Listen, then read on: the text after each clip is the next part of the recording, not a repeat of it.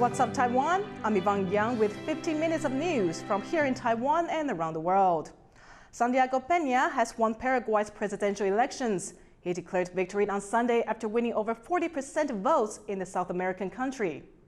Hoy estamos celebrando la victoria de un pueblo que con su voto eligió el camino de la paz social, del diálogo, de la fraternidad y de la reconciliación nacional. Following his victory, the ruling Colorado Party candidate is expected to maintain Paraguay's diplomatic relations with Taiwan. Peña beat opposition candidate Efren Alegre, who had said he would break official diplomatic relations with Taiwan in favor of China. Paraguay is among Taiwan's 13 former allies and is only one in South America. The two countries have maintained ties since 1957. Taiwan's foreign ministry has congratulated Peña on his win.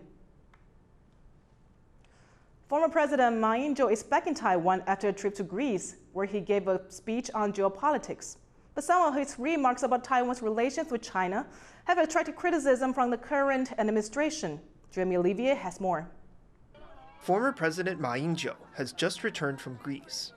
It was the second trip he made abroad this year, following a visit to China last month. Ma was in Greece to speak about the risk of war in the Taiwan Strait at the Delphi Economic Forum. His trip was marred by controversy about his title at the event, with organizers changing it several times. During his speech, Ma stressed that Taiwan cannot become another Ukraine or Hong Kong. He demanded that current President Tsai Ing-wen apologize for saying the two sides of the Taiwan Strait are not subordinate to one another. Ma says this violated the country's constitution. She has broken her commitment made when she was sworn in as president in 2016. She has made no corrections and apologies so far. Under the Constitution, both Taiwan and China are considered part of one China, the Republic of China based in Taiwan. Although this differs from Beijing's view that one China means its People's Republic, Ma believes it's good enough for Beijing to begin talking with Taipei again. After arriving back in Taiwan, he called on President Tsai of the ruling Democratic Progressive Party to try to restart dialogue with China.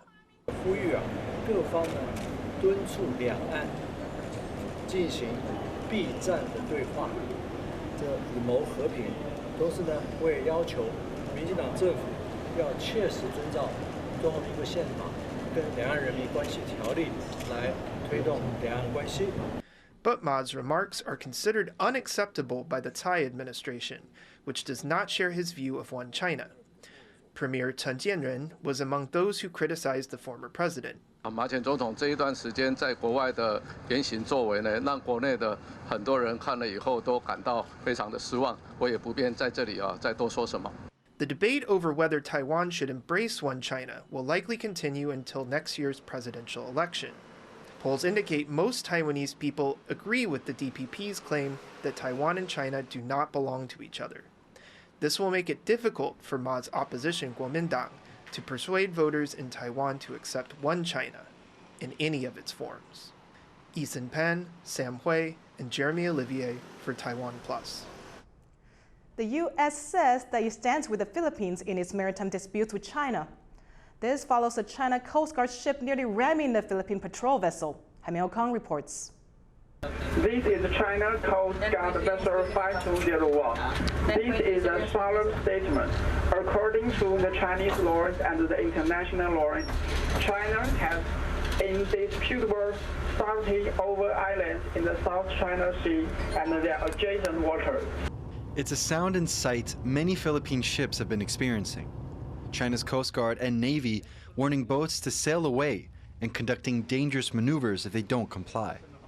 The most recent example was this interaction between a Philippine patrol vessel, which had dozens of international reporters on board, and a Chinese Coast Guard ship. The Chinese ship got within 40 meters of the Philippine vessel, and officials say the incident endangered the lives of its crew. Dangerous maneuver yun ang tawag namin, no? Without due regard sa safety ng navigation, para lang hindi tayo makapasok sa ayungin. Ginagawa nila yan, yung pangharang na yan, no? Isa sa harassment na ginagawa ng China yan, na para hindi natin malapitan yung ayungin. Kinocross talaga nila, no? Yung ating bow, para yung ating plan route, mablock niya. The The South China Sea is contested. This area is rich with natural resources, and more than a third of all global trade passes through it. Countries like Malaysia, Vietnam, Brunei, and the Philippines all lay claim to parts of it. But only China says it has sovereignty over the entirety of the South China Sea. This is known as the 9-line claim, which refers to markings China makes on maps of the sea. China has made these claims for decades, but it has no basis in international law. Still, it's led China's foreign ministry to quickly defend its aggressive and provocative actions in the South China Sea. 中国海警船依法维护中国领土主权和海上秩序，同时及时采取措施，规避非方船只危险接近，避免发生碰撞事故。 The support of regional allies is key for a country like the Philippines, which has a smaller military than China. Beijing has been expanding its military in recent years and now has the largest coast guard and navy in the world. This gives it more muscle to assert its territorial claims. After the incident with the two countries' coast guards, the U.S. said it would invoke part of a defense treaty with the Philippines. Under that agreement, Washington is obligated to help Manila ensure its security. So we probably won't see like full mobilization, but we probably see a U.S. show of solidarity. There have been a lot of talks of a joint patrol in the area. Americans are willing to help escort or assist the Philippines in resupplying their outposts. So these are actions we could see in response towards an actual incident. But with more military presence in the region, the risk of miscalculation also grows, as does the concern that an incident in the South China Sea could spark a broader conflict. Andy Xue and Jaime Okan for TaiwanPlus. A Taiwanese drone manufacturer has signed an agreement with a U.S. radar developer. Taiwan's Thunder Tiger company says that memorandum of understanding with SMART LLC will help integrate U.S. radars into their drone systems. The proposed upgrades could be used in both military and civilian drones, the company said. The announcement comes as representatives from 25 U.S. defense companies are due to arrive in Taiwan for a joint summit on Tuesday. Firefighters in southern Taiwan battled a new wildfire over the weekend. The worst drought in decades has left parts of the country tinder dry, and forecasters expect the summer rains to arrive later this year. John Van Trieste has this story. All Saturday, helicopters filled the skies over a rural corner of Kaohsiung in Taiwan's far south.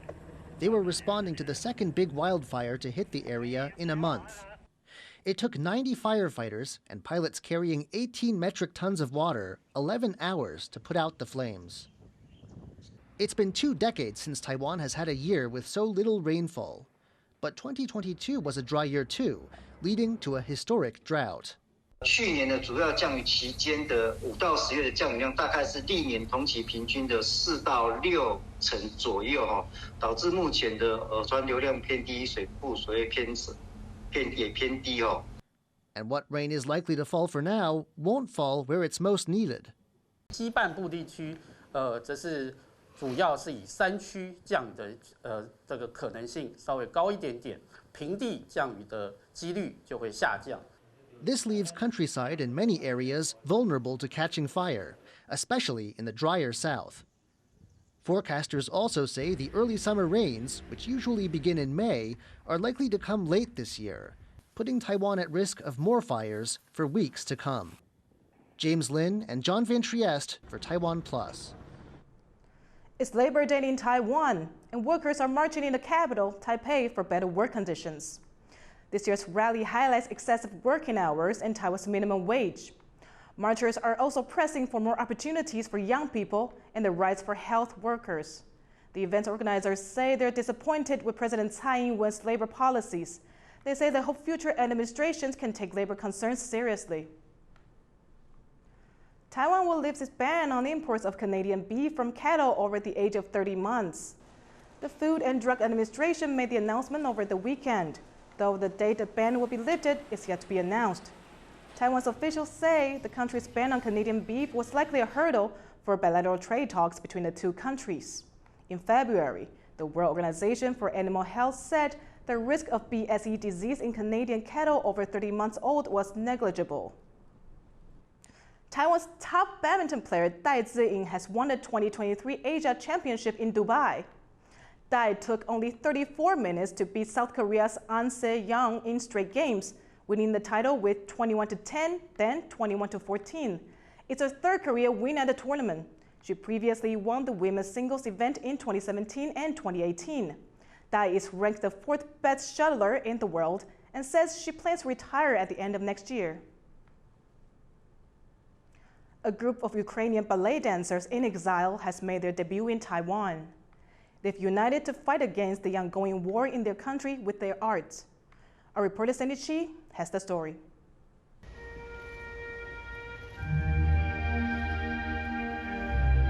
Dancing amid the rubble in a war-torn country. These are members of the United Ukrainian Ballet Company. The troupe consists of around 60 Ukrainian dancers living in exile in the Netherlands. They are united by tragedy and fear of war, but find joy and meaning in life through dance. First of all, in the beginning, when they were still in shock, it was the only place when they were actually performing their art that they could actually get away from it. Not in terms of forgetting, but at least feeling fulfilled. To tell their story, the troupe has performed in various countries, including the United Kingdom, Australia, Singapore, and the United States. This weekend, they made their first appearance in Taipei, performing 3 shows. 他们透过演出，然后演出他们国家的现况，然后人民的心情，我觉得是很不一样的感受，跟其他演出比起来，就又有更多的故事与时事在里面。 Originally, their repertoire included Tchaikovsky's Swan Lake, but they became uneasy about performing this classic Russian work. They have replaced it in the program with Wartime Elegy, a piece by Alexei Ratmansky. The Russian-American choreographer has been vocally supportive of the Ukrainian cause. We switched because although we thought that when we originally planned this to come here, it was within our capabilities to perform. Unfortunately, the oppression and brutality of the war in Ukraine didn't get any better. Wartime Elegy is regarded as a love letter to the Ukrainian people, praying for peace and paying respect to their bravery. This performance holds a special significance for the dancers as well. Because when I dance, I feel not angry. I'm not thinking about the war. I think about love to dance and about my mission. We want to show our culture, show that we exist. United on the international stage, these dancers are fighting against the war, pouring their love for their country into their performance. Klein Wong and Sandy Chi for TaiwanPlus. A choreographer best known for dancing with robotic arms is blending traditional and modern art forms in his new work. Huang Yi's new piece is called Ink. It incorporates giant calligraphy projected on the backdrop. The characters were created by renowned calligrapher Dong Yangzi, who presents calligraphy in new forms to attract younger audiences. They appear on screen stroke by stroke, paired with electronic music. Huang says the contrast between traditional visual art forms and modern sounds can spark a passionate response from viewers. 我们可以听到这些线条在空中画出的声音，然后又加上舞者的肢体去诠释，所以你就会看到舞者的身体跟线条如何呼应，然后如何去扭出这一些很漂亮的线条，然后这些线条又再变成舞者。 One of Taiwan's biggest annual religious events has wrapped up. The Dajia Mazu Procession sees believers parade a statue of the sea goddess Mazu over 9 days. They follow a loop of more than 300 kilometers through central Taiwan, resting at temples along the way. A record-breaking 3 million people took part in this year's Dajia Mazu Procession. The sea goddess is a popular protector in Taiwan, which is surrounded by an ocean. Thank you for watching What's Up Taiwan. I'm Yvonne Yang. Take care and see you next time.